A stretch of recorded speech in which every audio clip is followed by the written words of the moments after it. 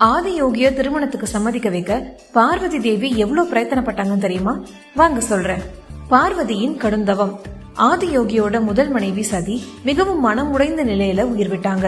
அவங்களே பார்வதியா மறுஜென்மம் எடுத்து சிவனின் மனைவியாக விரும்பினாங்க. ஈசனோட மனதை வெல்வதற்காக தீவிரமான சாதனால ஈடுபட்டாங்க.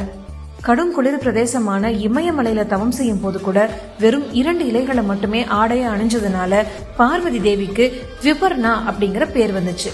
பல வருஷத்துக்கு பிறகு கண் திறந்த ஆதியோகி தனக்காக தவம் புரியும் பார்வதியை பார்த்து, தவத்துல ஈடுபட்டிருக்கும் என்ன சுத்தி எந்த விதமான பெண்மையின் வாசமும் இருக்கக்கூடாதுன்னு பார்வதிய நிராகரிச்சிட்டாரு.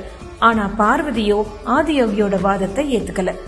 மழையோட வாசம், காற்றோட சுவாசம்னு இது எல்லாமே பிரகிருதி, அதாவது இயற்கை தானே, அது பெண்மை தானே, அதை மட்டும் எப்படி ஏத்துக்கிறீங்கன்னு வாதாடினாங்க.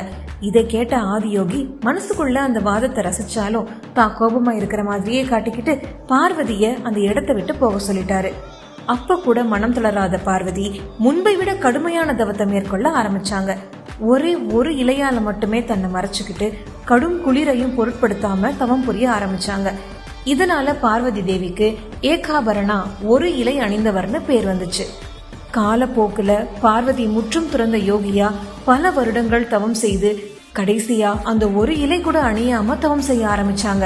இதனால அவங்களுக்கு அபர்ணா, இலை இல்லாதவர் அப்படிங்கிற பெயரும் வந்துச்சு.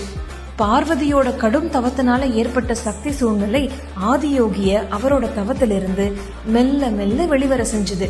இறுதியில தன்னை மணப்பதற்காக பல வருடங்கள் பார்வதி செய்த கடும் தவத்தின் பயனா பார்வதிய திருமணம் செய்து கொள்ள சம்மதிச்சாரு ஆதியோகி.